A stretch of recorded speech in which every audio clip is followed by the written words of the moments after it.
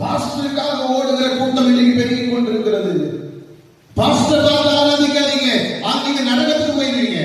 அல்லேலூயா. மனிதனை ஆராதிப்பது ஆண்டவருக்கு பிரியமல்ல. அதான் கட்டளைகளை சொல்லுகிறார், என்னை அன்றி உனக்கு வேறே தேவர்கள் உண்டாயிருக்க வேண்டாம்.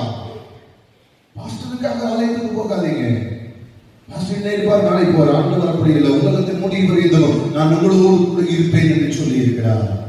அன்புக்குரிய தேவ பிள்ளைகளே, போதகருக்காக அல்ல சபை, ஆண்டவருக்காக. ஆண்டவரை ஆராதிக்கிற இடம். போதகர் உங்களை போல ஒரு மனிதன் தான். இன்னைக்கு போதகரை பார்த்து அங்கு இங்குமாக ஓடிக்கொண்டு நடந்தீர்கள் என்று சொன்னால் நம்முடைய வாழ்க்கையில் அநேக காரியங்களை இழக்க வேண்டியது வரும்.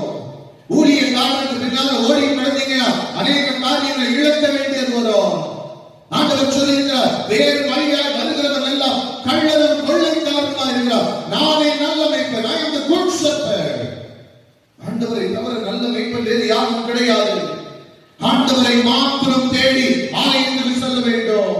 ஆண்டவருடைய வார்த்தைகளை மாத்திரம் தேட வேண்டும். ஆண்டவருடைய கிருபைகளை மாத்திரம் தேட வேண்டும். இதற்காக ஆலயத்திற்கு செல்லுகிறோம்.